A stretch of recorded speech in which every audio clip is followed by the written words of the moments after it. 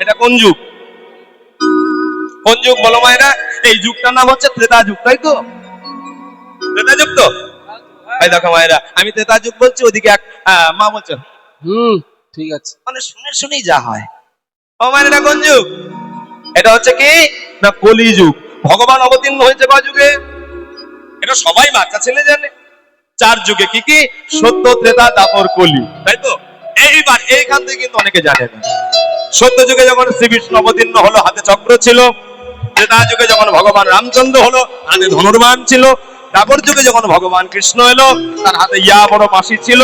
আর কলি যুগে আমার গৌরের হাতে কিচ্ছু নাই, তাই তো?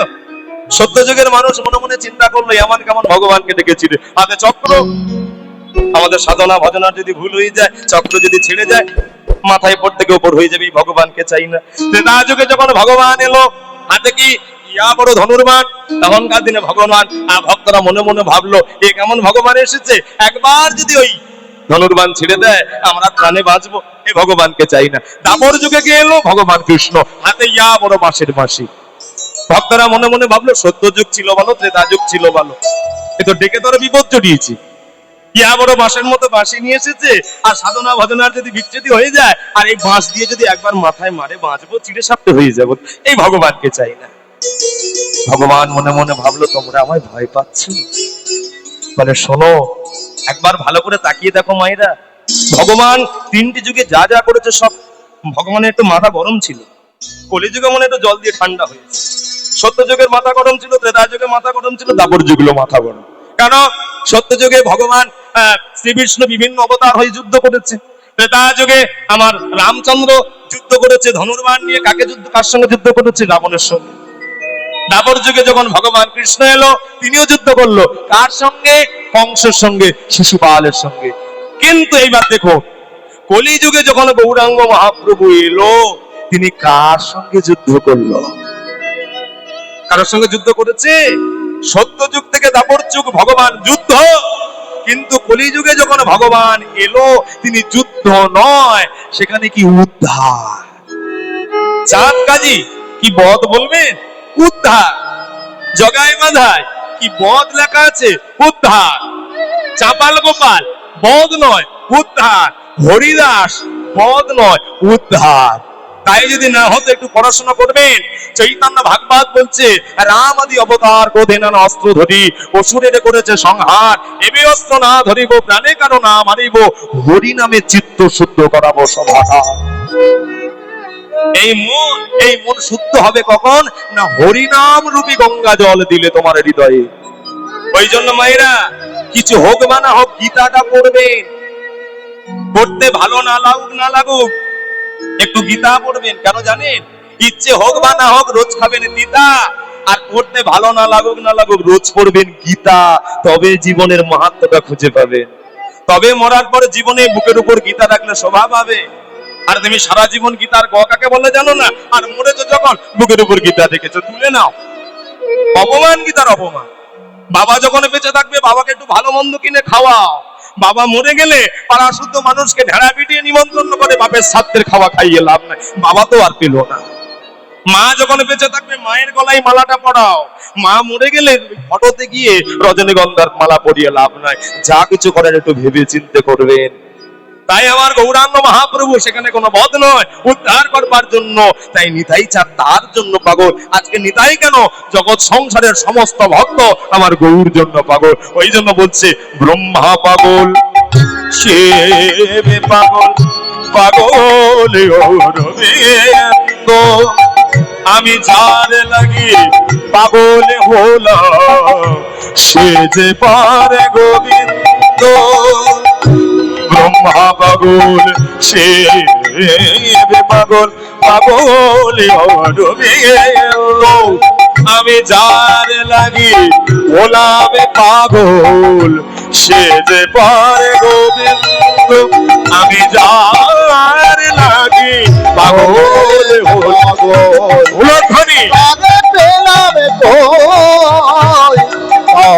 পেলাম কই আমি, তারে পেলাম কই হবে পাগল হলাম। তারে পেলাম ও তারে পেলাম কই ব্রহ্মা পাগল শিব পাগল পাগল আমি যার লাগি হলাম পাগল সে যে পরে গোবিন্দ ওই পাগল শিব পাগল আরো পাগল ভেদিত আমি যার লাগি হলে মে পাগল সে যে বড় ভীত লাগে পাগল হলাম তারে পেলাম গো তারে পেলাম কই আমি তারে পেলাম কই আমি তারে লাগে পাগল হলাম তারে পেলাম গো তারে পেলাম কই আমি তারে পেলাম না পেলাম না আমি তারে পেলাম না আমি যার লাগি পাগল হলাম তারে পেলাম গো ও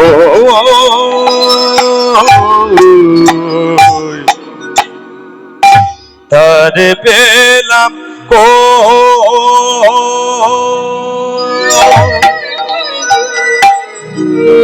আমি তারে পেলাম কই আমি যার লাগে পাগল হলাম তারে পেলাম কই ও মায়না এই নাম করতে করতে নিতাই চাঁদ ভক্তগণকে সঙ্গে করে আজকে জগন্নাথ প্রভুর মন্দিরে উঠলো না কেন বলতো আমার চৈতন্য মহাপ্রভু আছে ওই জন্য আর নাম করতে করতে আজকে নিতাই চাঁদ কার আশ্রমে উঠলো না মহাপ্রভুর প্রিয় ভক্ত যার নাম হচ্ছে গদাধর গদাধরকে ডাকছে গদাধর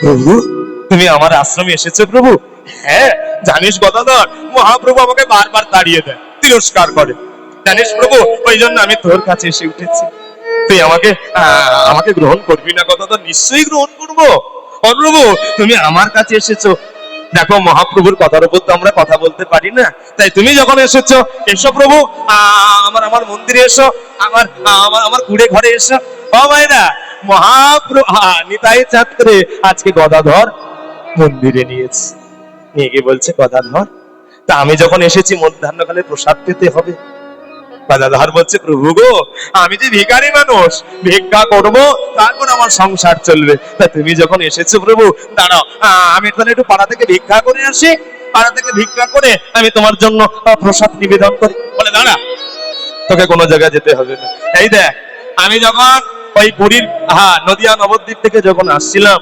সচিমা নিমাইয়ের জন্য দারুণ দারুণ খাবার পাঠিয়েছে জানিস কি খাবার এই দেখ পরমান্ন ভোগ এই দেখ পরমান্ন ভোগ এই পরমান্ন তন্ডুলটা নিয়ে তুই অন্ন বানিয়ে দে সঙ্গে সঙ্গে গদাধর কি জায়গা দেখো নিতাই চাঁদের কথা শুনে গদাধর কি করলো ওই পরমান্ন তন্ডুলটা নিয়ে ভোগ বানিয়ে নিল অন্ন বানিয়ে দিল আর বাগানে চলে গেল কোথায় শাক পাতার পড়ে আছে কিনা সেই শাকগুলো তুলে শাকের সেদ্ধ আর বাঙালি মানুষ বলে কথা বাবা খাবার পর জিভে একটু টক না দিলে হয় ওই জন্য সমুদ্রে নোনা জল আর গাছের কচি কচি তেঁতুল পাতা পেড়ে এনে ওই নোনা জলের টক বানিয়ে দিল আচার হয়ে গেল আজকে সেবার ব্যবস্থাই তাহলে কি মায়েরা পরমান্ন ভোগ শাকের সেদ্ধ আর সমুদ্রে নোনা জল আর গাছে তেঁতুল পাতা এই হচ্ছে টক এই হচ্ছে আচারের ব্যবস্থা এই হচ্ছে খাবারের ব্যবস্থা জগন্নাথ প্রভুর সামনে আজকের গদাধর 3টে আসন পেতেছে নিতাই চাঁদ বলছে ভাই আমরা যে দুজন তুই 3টে আসন পাতলি কেন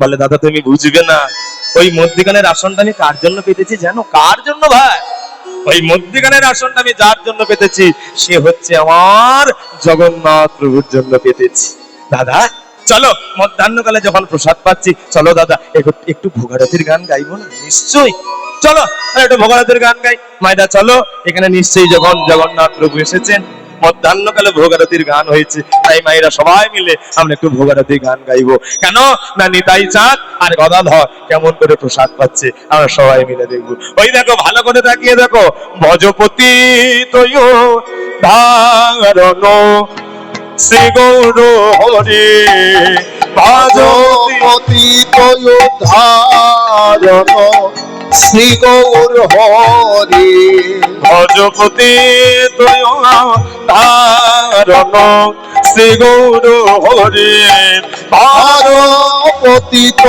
ধারণ শ্রী গৌর হরি শ্রী গৌর হরি নবদ্বীপ বিহারী শ্রী গৌর হরি নবদ্বীপ বিহারী শ্রী গৌর হরি নবদ্বীপ বিহারী শ্রী গৌর হরি নবদ্বীপ বিহারী বিনোদাময় হিতকারী ভজপতি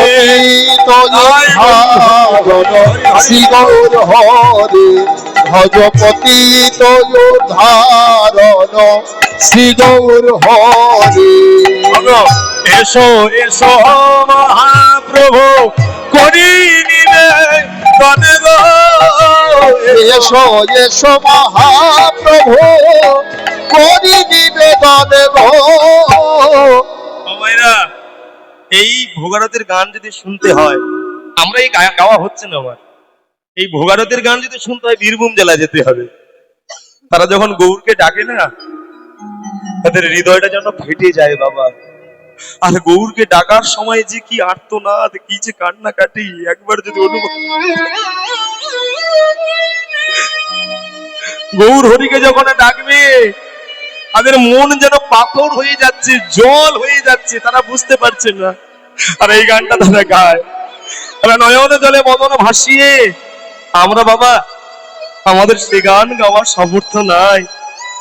তখনকার দিনের কীর্তনীরা গেয়ে গেছেন, তাদের কি প্রেম, কি প্রেমটা দেখো। মায়েরা গৌরকে যখন ডাকে, এসো এসো মহাপ্রভু করি নিবেদন গো। এসো এসো মহাপ্রভু করি নিবেদন গো। একবার এসো এসো মহাপ্রভু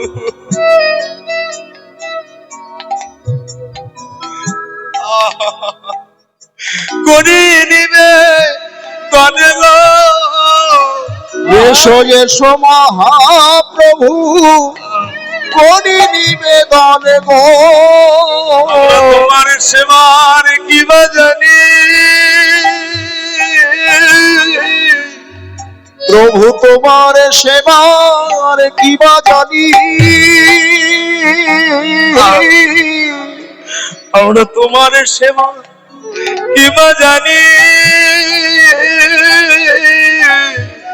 আমরা তোমার সেবার কি বা জানি। আমরা আনা ভোলা গোয়ালিনী তোমার সেবার কি বা জানি। আমরা আলা ভোলা গোয়ালিনী তোমার সেবা কি বা জানি। এসো এসো মহাপ্রভু করি নিবে বাদে গো। এসো এসো মহাপ্রভু করি নিবেদন গো। এসো এসো মহাপ্রভু করি নিবেদন গো। আর ভোগমন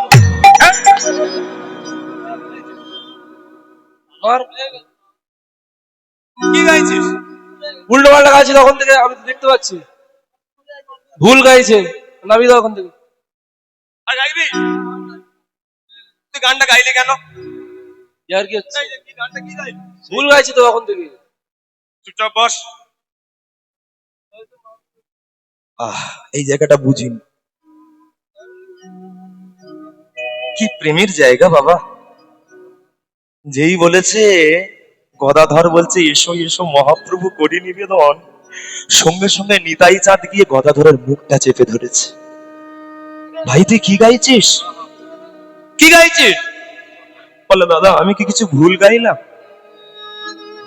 তুই জানিস না তুই কি গান গাইছিস? অন্তর্যামী গৌরাঙ্গ মহাপ্রভু, তার চোখে ফাঁকি দেওয়ার কোনো উপায় নাই। তুই গান গাইছিস এসো এসো মহাপ্রভু করি নিবেদন, আর ওই কথা, ওই কণ্ঠ, ওই গান গিয়ে আমার গৌড়ের কানে লাগছে। আর ওই কণ্ঠ, ওই গান যখন গৌড়ের কানে লাগবে, গৌড় যে আমায় ধরে নিবে। আমি যে তোর কাছে চুপি চুপি এসেছি, তুই কি আমায় থাকতে দিবি না ভাই? আমায় কি গৌড় দর্শন করতে দিবি না, আমায় তাড়িয়ে দিবি? ও দাদা, তাহলে আমি আমি ভুল না, ভুল ঠিক গেয়েছিস। তাহলে ভাই এই লাইনটা গাস না, পরের লাইনে যা। পরের লাইনে যাবো? হ্যাঁ হ্যাঁ, পরের লাইনে যা, এই গানটা গাস না, অন্য লাইনে। ঠিক আছে চল।